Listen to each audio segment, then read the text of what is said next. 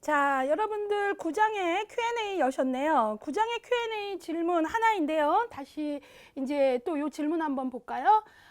아동기, 우리가 구체적 조작기라고 하죠. 아동기의 논리적 사고, 구체적 조작기의 논리적 사고와 청소년기, 형식적 조작기라 그러죠. 이때의 논리적 사고의 차이점은 무엇인가요? 그랬어요. 그래서 이제 두 가지의 차이점을 알아야 되는데요. 자, 요거를 조금 답하기 위해서는요, 우리가 삐아제의 인지발달 단계 매우 중요하죠. 그거 잠깐 보실 필요가 있어요. 삐아제의 인지발달 단계 어때요? 감각운동기, 그 다음에 전조작기, 그 다음에 구체적 조작기, 그 다음에 형식적 조작기, 이렇게 가죠. 예, 그래서 요게 가는데 지금 질문은 바로 아동기의 구체적 조작기하고 청소년기의 형식적 조작기에 둘 다 논리적 사고를 한다 그랬는데, 그러면 요 차이가 뭡니까? 이걸 물어보는 거예요. 그런데 이걸 설명하기 위해서는요, 그 윗단계인 구체적 조작기 윗단계인 전조작기의 사고 특징을 잠깐 보실 필요가 있어요. 전조작기의 아이들은요, 논리적 사고가 안 되잖아요. 논리적 사고를 방해하는 여러 요소들이 있었어요. 뭐 자아중심성, 집중화 있었는데 그 중에 아주 중요한 게 비가역성이에요. 비가역성 생각나시죠? 예, 그래서 이 전조작기의 비가역성, 또 다른 면은 아이들이 상상하지 못하고 한쪽 측면만 보게 되는 거잖아요. 근데 앞에 강의에서도 아주 많이 강조했던 게 뭐예요?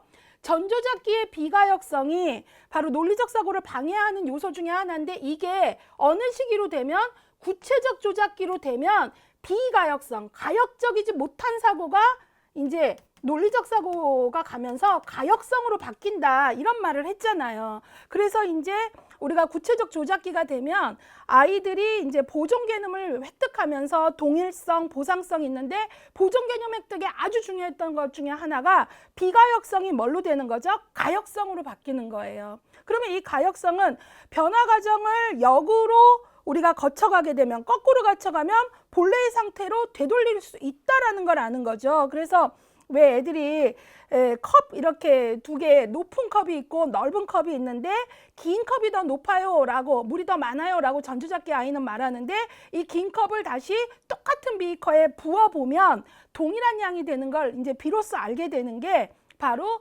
가역적 사고가 가능한 구체적 조작기라고 얘기했잖아요. 그 얘기예요. 그러면 당연히 구체적 조작기에서 가역성을 획득을 했다라면 이거는 언제도 와요. 당연히 형식적 조작기에도 가역성은 당연히 있겠죠.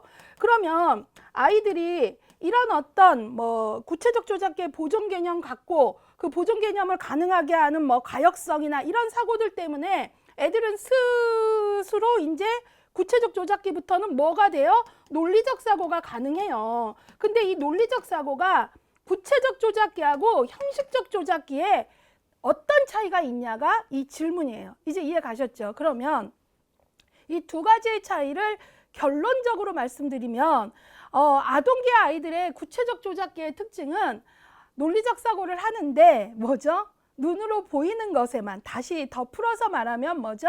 아이들이 자기가 경험해 본 것에 대해서만, 현실적으로 눈에 보이고 경험해 본 것에 대해서만 아이들은 논리적 사고가 가능한 시기가 있는데, 그게 바로 구체적 조작기예요. 그러니까 이때는 논리적 사고가 아이들이 어때요? 현실적이고 그 다음에 자기가 경험한 것, 뭐 현실적이다 경험한 것 하면 아마 눈에 보이는 것으로만 이렇게 얘기할 수 있는 거고요.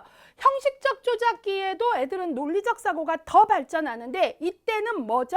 경험하지 않은 것까지 할 수 있어요. 그러니까 애들이 그러니까 머릿속으로도 상상할 수 있는 거죠. 그래서 이때 애들은 질문을 하게 되면 머릿속으로 뭐 예를 들어 암산을 한다라거나 뭐 그런 것도 있지만, 머릿속으로 가설을 세우고 연역적 추론을 하거나 추상적 사고를 하거나 뭐 이런 것들, 가설을 설정하고 뭐 추적해서 검증해 간다거나 이런 것들이 가능해요. 그러니까 여기에서는 말 그대로 청소년 시기의 형식적 사고의 논리의 특징은 훨씬 더 발전을 하는 거죠. 그래서 우리가 이 구체적 조작기의 논리적 사고에 아주 중요한 것들은 보존 개념을 획득하기 때문에 애들이 뭐 분류가 가능하고 서열화가 가능하고 뭐 이런 얘기들을 했지만, 우리가 청소년기에 되면 이 논리적 사고는 더 발전을 해서 추상적 사고, 가설 연역적 사고, 조합적 사고가 가능하다, 이런 얘기들을 하게 되는 거죠. 그래서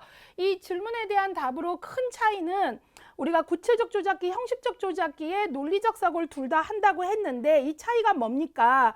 라고 했을 때, 일단은 논리적 사고가 구체적 조작기부터 가능한 건 전조작기의 비가역성을 극복하고 구체적 조작기부터는 가역성을 갖기 때문이다, 이런 얘기들을 했고요. 그 다음에 그렇지만 논리적 사고가 구체적 조작기는 현실적, 경험적, 내가 경험하고 보여지고 하는 거에 대한 논리.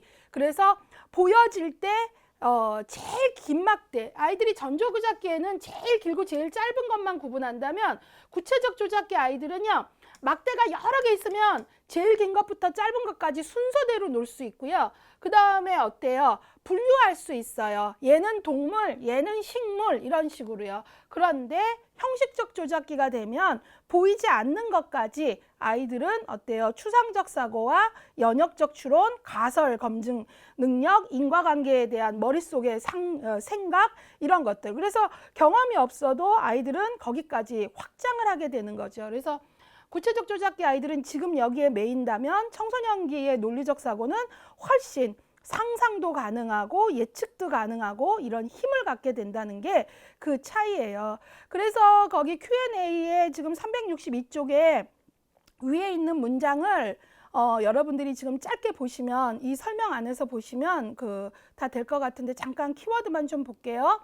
아동기에 들어서면 그 전에 전조작기와 다른 질적으로 다른 새로운 형태의 사고가 출현한다. 이것을 피아제는 구체적 조작기라고 했다. 근데 구체적 조작기와 이후의 형식적 조작기에는 두 식이 모두 조작이라는 공통 분모를 가진다 라고 했어요. 조작이란 정보의 전환을 이해하는 정신 능력이다. 그래서 가역적인 정신 활동을 말한다. 그래서 아까 제가 가역성에 대한 얘기를 했죠. 추리의 출발점으로 되돌릴 수 있는 능력이다 라고 얘기했고요.